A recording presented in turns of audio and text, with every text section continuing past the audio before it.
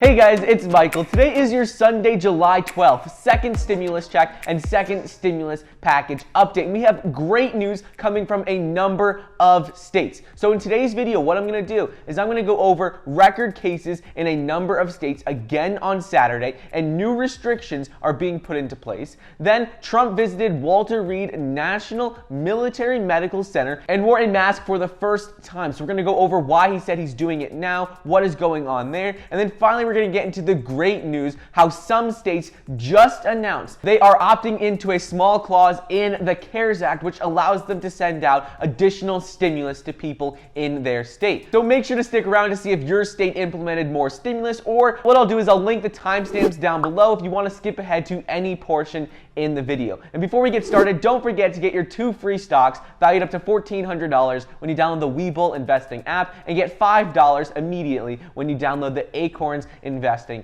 app. Anyways, let's jump right into it, and let's first go over what is going on with states reopening. So more than 60,000 new virus cases were announced in the US on Saturday. This is more than any other day during the pandemic, except for what we saw on Friday when we saw 68,000 cases. A number of states set record highs like North Carolina, Oregon, Arkansas, Hawaii, and Alaska. They set record highs on Saturday, and a number of other states saw dramatic increases in the number of cases as well. As the national death toll mounts and the virus continues to surge across the country, especially in the South and the West, the governor of Louisiana on Saturday announced that all bars must close and residents have to wear a mask outside. So we're starting to see more shutdowns all across the country. We had already seen Florida and Texas shut down bars, and now we're seeing Louisiana do the same. So it'll be interesting to see what happens here. In addition to this, South Carolina announced its highest single-day total for virus cases on Saturday, recording more than 2,200 infections. Its previous record was set on July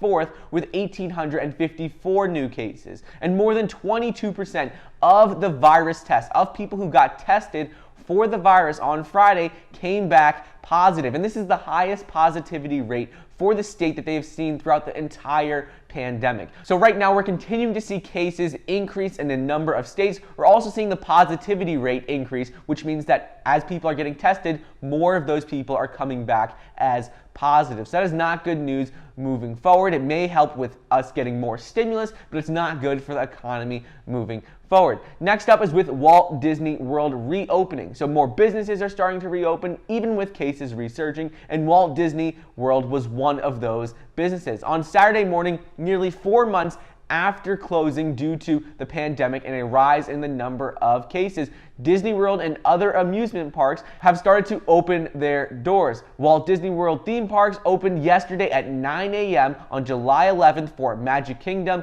and Disney's Animal Kingdom Park. In addition to this, they're planning on opening Epcot and Disney's Hollywood Studios on July 15th. So even though Florida is seeing dramatic increases in the number of cases, they're still going ahead with their plans for reopening. And this is very interesting because not only has Florida seen a dramatic increase in the number of cases, but Florida also has the country's highest 7-day average, with over 63,064 cases reported within the last week alone, according to the data from the CDC. So not only is Florida seeing an increase, but they have the highest 7-day average, and theme parks are starting to open all across Orlando and in Florida. Moving on, President Trump wore a mask in public for the first time ever while visiting the wounded service members and healthcare workers at the Walter Reed National Military Medical Center. He wore it for the first time yesterday on Saturday. Trump had previously been against wearing face masks. He said they weren't for him, and during the virus, he had refused to wear one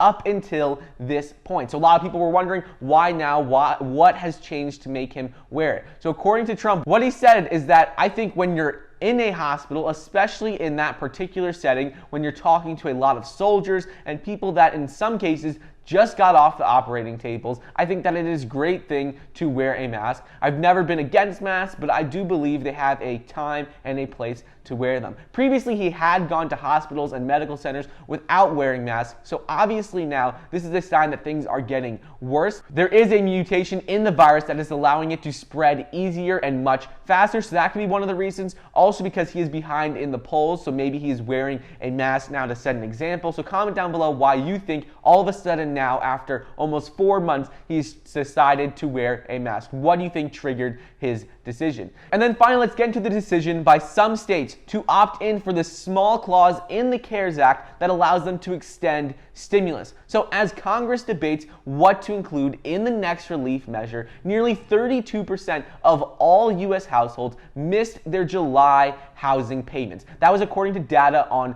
July 9th. So as of July 9th, 32% of households missed their payments. And experts are warning people of a looming income cliff for tens of millions of Americans if the government does not extend enhanced unemployment benefits. Stephen Mnuchin says he does support another round of direct stimulus payments, though the level and criteria for the checks still needs to be discussed when they come back from the July 4th recess on July 20th. So that is good news. However, that's not going to help out millions of people still pay their bills, and that is why a lot of states have opted in to get more stimulus from the federal government. So although unemployment insurance, the $600 per week or $2,400 per month payments, looks like they will be reduced after July, many states have moved to extend eligibility for jobless pay among people who have exhausted their unemployment benefits, which typically runs out after 26 weeks. So normally your state unemployment benefits run out after 26 weeks. However, as part of the CARES Act,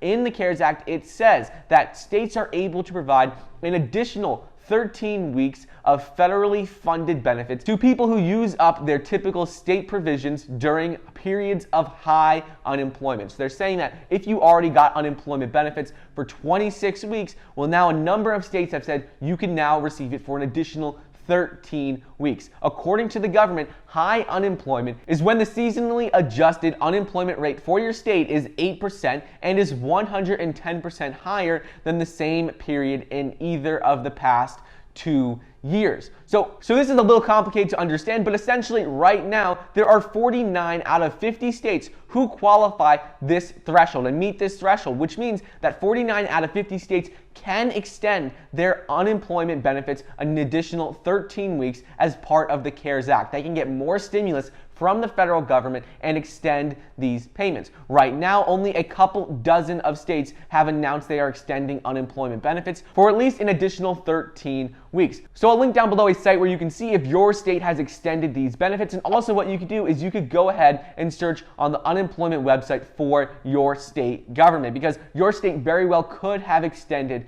the unemployment benefits for an additional 13 weeks. Not every state has done it. Not every state has decided to take this additional stimulus from the CARES Act, but your state could have. So anyways, that is just very exciting news, because right now the $600 per week or $2,400 per month payments are set to expire on July 31st, at the end of this month. And a number of people are going to run out of unemployment benefits, but the good news is that dozens of states have already announced that they are taking additional stimulus money from the CARES Act, and they are extending the unemployment benefits 13 weeks. Anyways, I hope you guys enjoyed today's video. That is just a quick update on what is going on with the virus in general, more stimulus and unemployment benefits as of July 12th, 2020. Don't forget to get your 2 free stocks valued up to $1,400 when you download the Webull investing app using the link down below. Get $5 when you download the Acorns investing app. Thank you so much for watching. Please be sure to like the video down below, leave a comment, and subscribe, and I'll see you guys next time.